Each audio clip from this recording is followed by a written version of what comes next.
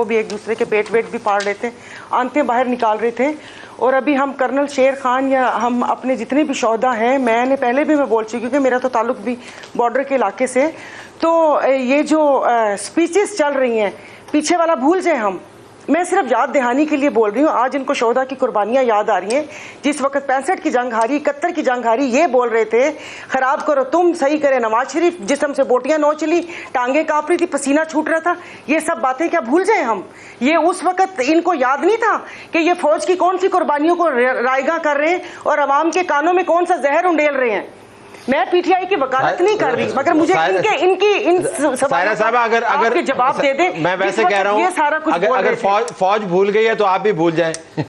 अस्सलाम वालेकुम नाज़रीन कराम, मैं सलीम ईवान हूँ और हाजिर हूँ एक नई वीडियो लेके आपके सामने। नाज़रीन कराम, इस मुल्क की बदकिस्मती रही है कि हमेशा से जो है इस्टेब्लिशमेंट के ज़ेर असर रहा ये मुल्क। आज़ादी के बाद से लेकर अब तक जितनी भी हुकूमतें आई हैं वो सब की सब जो है वो इस्टेब्लिशमेंट की आशीर्वाद से ही आती रही हैं।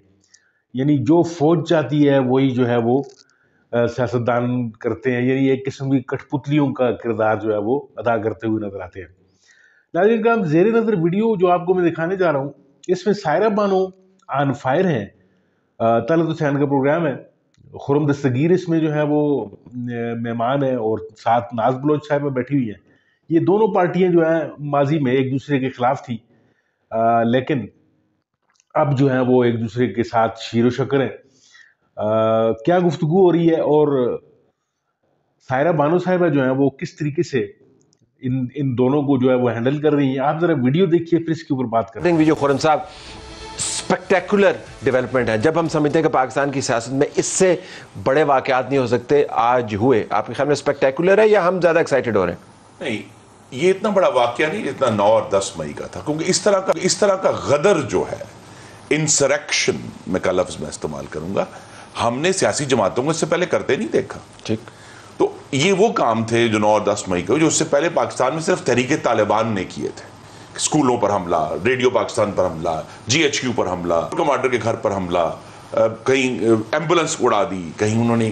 तो ये जो पूरे एक तहरीक इंसाफ ने जो एक सीरियसली फाशिस्ट टर्न लिया 9 और 10 मई को, ये उसका नतीजा है जो हम देख रहे हैं। तो मेरे ख्याल में लेकिन इतना बड़ा वाकया करने वाली जमात में से जब लोग अगले 10 दिन में चल जाने लग जाए, तो देखिए आप फस्ताई जमात का लफ्ज इस्तेमाल करते हो, तो फस्ताई जमातों में से लोग इस तरह तो नहीं जाते। किस तरह जाते हैं? ये हैरान तो नहीं। इस तरह जाते हैं क्योंकि आए भी इजी कम थे और गए भी इजी को। जिस तरह लाए गए थे वैसे, जिस तरह मैं अगर आप दिसंबर 2010 की तहरीक इंसाफ उठाएं और फिर दिसंबर 2011 की उठाएं और फिर 2018 की उठाएं, तो उनमें जो चेंज है कि वो जो उसके ओरिजिनल ओनर्स जो थे पार्टी के, जो आइडियोलॉग्स थे, वो तो खत्म हो गए सारे। और ये एक ऐसी पार्टी आई जिसके अंदर से लिटरली आपने लोगों को उधार लेकर दूसरी जमातों से एक ऐसी जमात बनाई जिसकी क्रेडिबिलिटी। अब पता लगे जब टिकट लेने का वक्त आया तो जो से निकले उनमें से आधे लोगों को आपने टिकट दे दिया। तो इत्तेफाक और मुस्तार की ये हमें चैलेंज था 2008 में, अभी नहीं काबली के मामले में, लेकिन हमने बहुत ही कलील तादाद थी जिनको टिकट दिया, वो भी बहुत ही एक मुश्किल सिचुएशन में। अदरवाइज काफली को टिकट नहीं। नाज साहब, ये जो मैं सवाल और मैं दूसरे पैनलिस्ट के पास भी लेके जाऊंगा कि जो पार्टी 9 मई कर सकती है, जिसकी क़यादत 9 मई करने की जुर्रत कर सकती है, वो फिर इतनी भी जुर्रत का मुजाहरा ना करे कि 10 दिन अपने की लोगों को संभाल के रख पाए। ये आप चूंकि पुरानी पीटीआई के साथ मुंसलिक थी, तो ये क्या आपके ख्याल में हुआ पीटीआई के अंदर? बिस्मिल्लाहिर्रहमानिर्रहीम। देखिए, पीटीआई का जो एपी सेंटर है वो रिवॉल्व करते थे। पीटीआई के जो वर्कर्स और सपोर्टर्स हैं वो एक फ़र्द वाहिद इमरान खान के सराउंडिंग में रिवॉल्व करते थे। पीटीआई कभी एक जमात बनी ही नहीं। सियासी जमातें जो है वो रातों रात इस तरह से नहीं डैमेज होकर गिरती जिस तरह पीटीआई गिरी। इमरान खान तो वहीं पे खड़े हैं, वो तो आज भी आए। बात यह है कि फिर वो तन्हा है ना, जमात तो नहीं हुई ना, पॉलिटिकल पार्टी तो उनके साथ कोई नहीं है। कोई भी मुहिब्बे वतन पाकिस्तानी और जी शऊर पाकिस्तानी इन चीजों को लेकर छोड़ के जा रहे हैं, सारे मुहिब्बे वतन हो गए, जी शऊर हो गए। देखिए, there is a turning point. There is always a turning point. देखिए बात Who brought about that turning point? देखिए टर्निंग पॉइंट मैं समझती हूँ कि डंडा मारा फौज ने सर पे, देखिए नहीं तलत साहब, रियासत जो है ना वो हमेशा ताकतवर होती है। अगर आप रियासत से टकराव लेंगे और वो गलतियां जो नौजवानों ने पीटीआई के उकसाने और भड़काने पे जलाओ गिराव किया, हमारे फौजी वर्दियों को, जवानों की वर्दियों को जलाया गया, ये खौफनाक दिल खराश मनाजिर जब बाद में जब खुद बैठकर उनके घरों में लानतान उनको हुई, उनको एहसास हुआ लोगों को कि वो किस आग के साथ खेल रहे थे, और इस आग में झोंका किसने उनको? उस इमरान खान ने जो उनके पीछे नहीं खड़ा था। तो मतऊन ठहरे, उसके बाद तत्हीर हो गई। ये तो बड़ा ही एक देखिए रियलाइजेशन है तलत साहब, ये रियलाइजेशन है। मैं तो एक बात मतऊन नहीं ठहरे, देखिए उनको एक इम्यूनिटी हासिल थी इस परसेप्शन की वजह से कि उनके पीछे पाकिस्तान की एस्टैब्लिशमेंट है, ठीक, और उनको 2014 के बाद से, जिसमें हमारी हुकूमत भी शामिल थी, हमने भी एक बुज़दिलाना मुसालियत की और पाकिस्तान टेलीविजन पर हमले के ऊपर प्रोसिक्यूशन होनी चाहिए थी।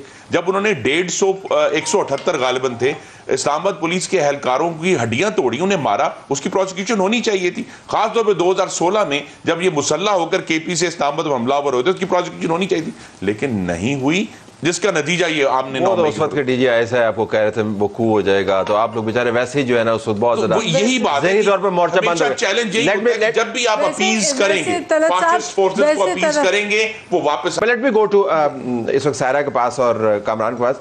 सायरा, आप ये बताइएगा, ये सारा कुछ आपके ख्याल में क्यों हुआ?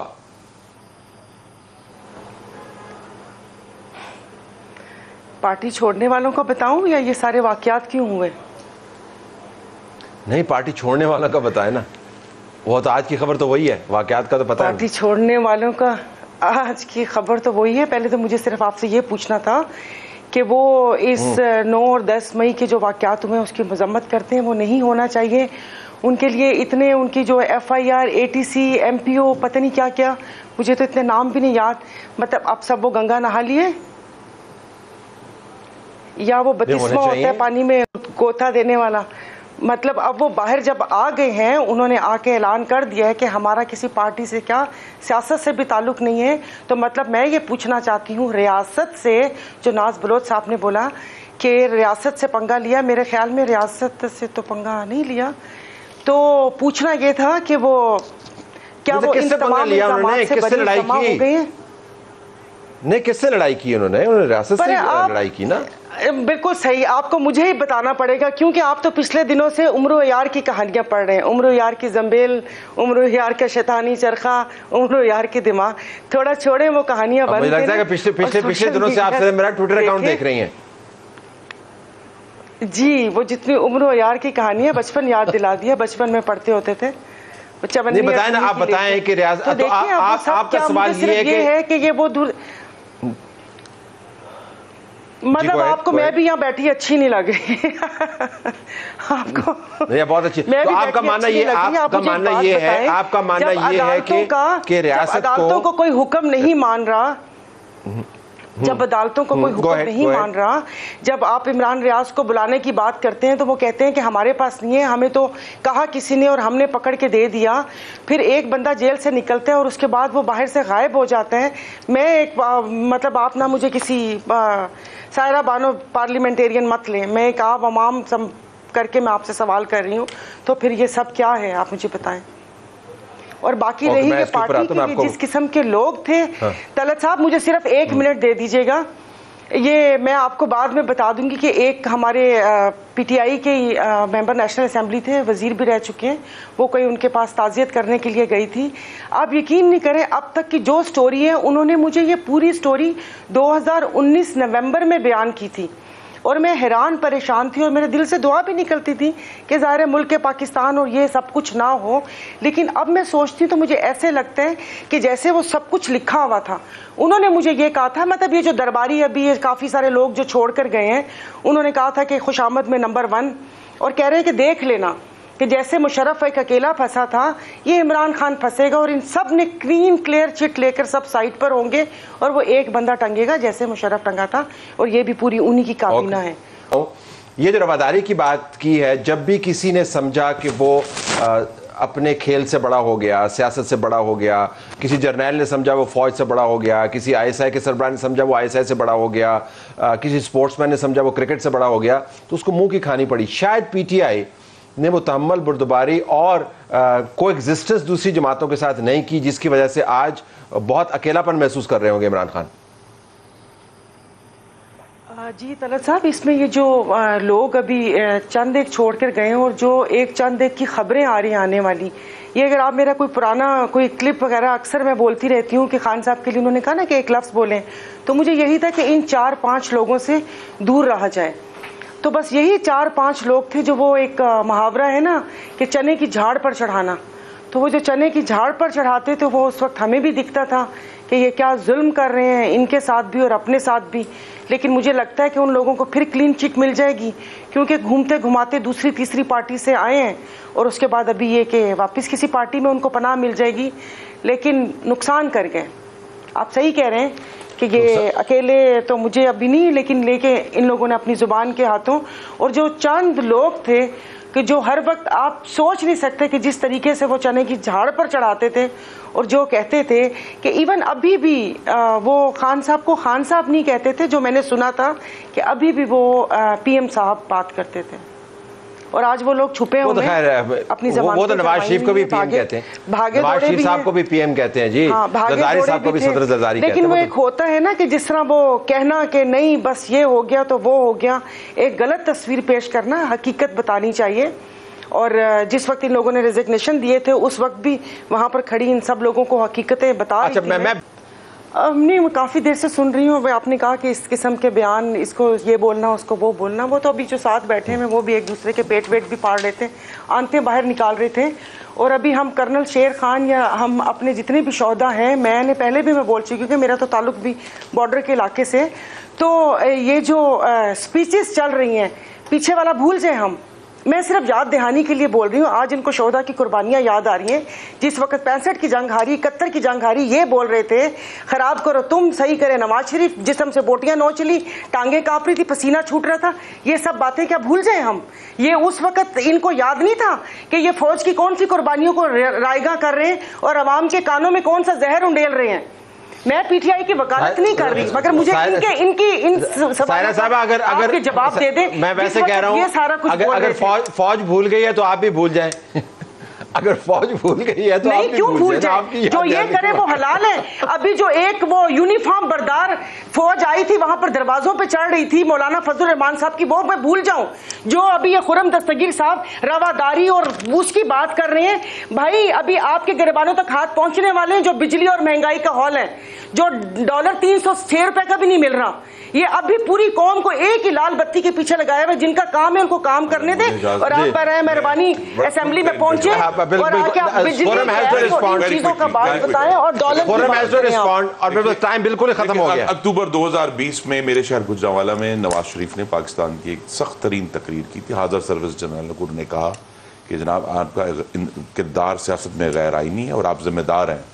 जी नाज़रीन, आपने गुफ्तगू मुलाहिज़ा फरमाई, आपने देखा कि ये खुरम दस्तगीर साहब जो हैं PMLN के जो लीडर हैं, ये उस बाप के बेटे हैं नाज़रीन काम के जिन्होंने सदर अयूब साहब के ज़माने में मोहतरमा फातिमा जिन्ना के साथ जो सलूक रवा रखा था, यानी सिर्फ और सिर्फ इस्टेब्लिशमेंट को ये दिखाने के लिए कि वो इस्टेब्लिशमेंट के बहुत ज़्यादा वफादार हैं, उन्होंने एक इलेक्शन के दौरान उन्होंने एक कुतिया के गले में लालटेन लटका कर उसको गलियों में घुमाया। और लालटेन नाज़रीन काम उस वक़्त मोहतरमा फातिमा जिन्ना का इंतखाबी निशान था।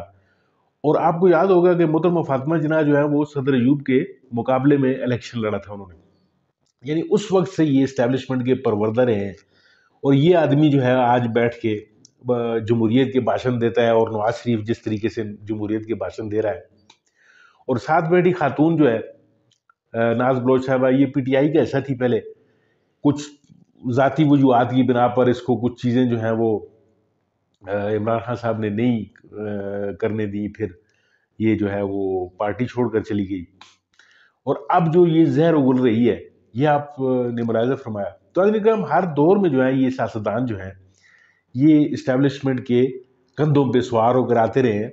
और इसमें कोई दो राय नहीं है कि इमरान खान साहब भी जो है वो पहली बार इस्लामिशमेंट के सहारे पर ही आए हैं, लेकिन उनकी मकबूलियत भी है, मकबूलियत भी थी। उन्होंने बड़े बड़े जलसे किए, बड़े बड़े इलेक्शन उन्होंने लड़े, लेकिन सूरत हाल जो इनके साथ बनी हुई है वो ये है कि नवाज शरीफ साहब जो है वो उसको इतने दूर से बुलाया गया, वो बेचारा जो है वो आकर एक कठपुतली का सा उसने किरदार अदा किया, अपने केसेस माफ़ करवाए, और अब दोबारा जो है वो ये जा और वो जा इस चक्कर में है। वो बेटे भी उसके आगे दो, वो भी उनको उसकी सजाएं भी माफ़ हो गई। तो नाज़रीन काम, जब तक ये फौज का किरदार जो है इस जमहूरियत में से निकाला नहीं जाएगा, इस मुल्क ने तरक्की नहीं करनी, ये तो कंफर्म बात है। तो अब फौज का किरदार महदूद कैसे होगा? ये सियासतदान जब अपने अंदर जुर्रत डालेंगे, जब इस तरह के लोग जो चमचगिरी करने से बाज नहीं आते, जैसा आपने शो में देखा, तो उस वक्त तक इस मुल्क का कुछ भी नहीं किया जा सकता। नाज़रीन का बहुत शुक्रिया, आपने वीडियो देखी। मेरी वीडियो को लाइक कीजिए, चैनल को सब्सक्राइब कीजिए। मिलते हैं आपके साथ किसी और वीडियो में, किसी और मौजू के साथ। तब तक के लिए अल्लाह हाफ़िज़।